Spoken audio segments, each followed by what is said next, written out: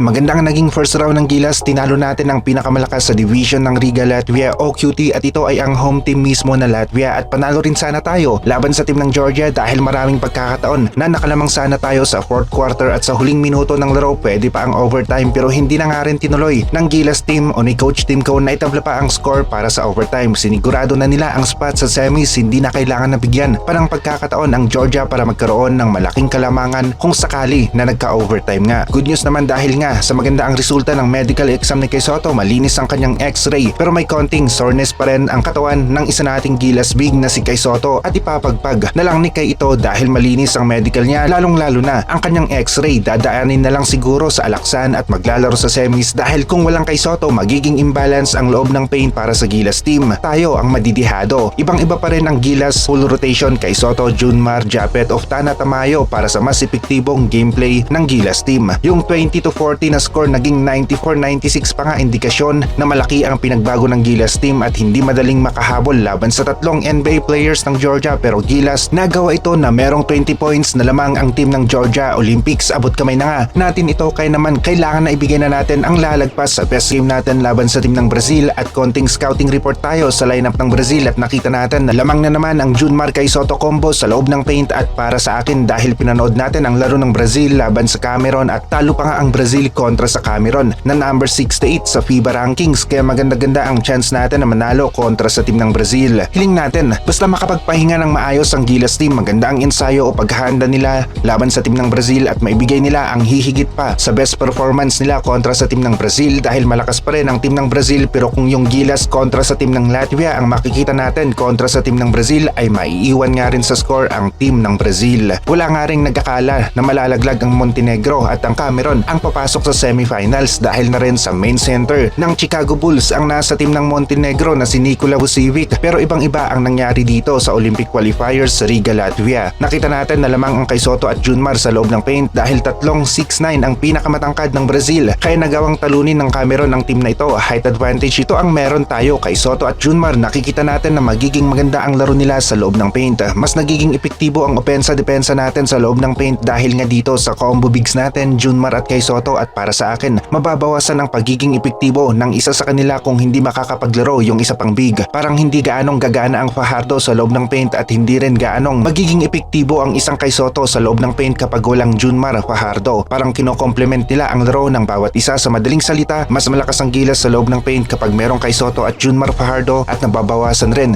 yung pressure. Alam natin na kahit naipit si Kay Sotto ay may Junmar para sa rebound at kapag si Junmar naman ang naipit, merong Kay Sotto na sasalo para sa rebound. Kay Sotto at Junmar pa rin ang magiging pundasyon natin sa loob ng paint, mapa-opensa-depensa at pagkuha ng mga rebound at malaking tulong rin ang naibibigay ni Japet Aguilar, Oftana, Tamayo para makapagpahinga nga rin ang mga bigs natin kapag pinaikot na ni Coach Tim Cone ang kanyang rotation. May konting edge ang Gilas sa ipinakita nilang laro ngayon dito sa OQT ng Riga, Latvia at posible talaga ang Olympics para sa Gilas team. Gilas laban sa team ng Brazil sa semifinals at sa kabila naman ay Cameron kontra sa team ng Latvia at ang mananalo sa magkabilang grupo ng semis ang siyang magkaharap sa finals. Gagawin ng Gilas sa motivation ngayon na nabigyan sila ng malaking chance na umabot sa Olympics kaya hindi na nila bibitawan ang chance na ito at kukunin nila ang Olympic ticket at maglalaro sa 2024 Olympics. Ito yung goal at gagawin natin ito at hindi na tayo aatras, laban na ng todo para sa Olympics. Hindi tayo nag-aalinlangan na sabihin na gusto natin ang Olympic ticket at gusto natin na maglaro sa Olympics dahil dun at dun rin lang patungo ang kwento ng OQT. Ito ang goal ng Gilas Pilipinas na gustong-gusto talaga nating kunin. Sa club naman, ang nangyari sa Greece OQT, napaaga ang harapan ni Giannis at Luka Doncic. Maglalaglagan kaagad sila sa semis, Greece kontra sa team ng Slovenia habang Croatia naman at Dominican Republic ang maghaharap sa kabilang semis. Walang Anthony Towns ngayon ang Dominican Republic kaya naman sa palagay natin at base na rin sa takbo ng mga laro sa OQT Greece ay ang mananalo sa pagitan ng Greece at ng Slovenia at ang makakakuha ng spot para makapaglaro sa Olympics. Sa atin naman dito sa OQT Riga, Latvia, maganda-ganda ang chance natin na manalo at makuha ang spot para makapaglaro tayo sa Olympics ngayong 2024. Sigurado tayo na nasa scouting process na ang Gilas, sina Coach Tim Cone at ang mga players talagang pinapanood ang laro ng Brazil. Ito ang focus natin ngayon laban sa team na ito. Kunin ang panalo laban sa team ng Brazil ang pinaka main goal natin sa ngayon. Inaasahan na maglalaro si Kay Sotto laban sa team ng Brazil at buo na naman ang combo bigs natin. Mas malakas na Gilas ang makikita natin. May tamang pahinga at ensayo kontra sa team ng Brazil. Sa stats nga ng mga teams dito sa FIBA OQT Latvia, Brazil kontra sa team ng Gilas ay di hamak na mas malakas ang Gilas base sa performance stats yung kabuuan na ipinakita nila dito sa Latvia OQT. May average na 91.5 points ang Gilas habang ang Brazil ay nasa 77.5.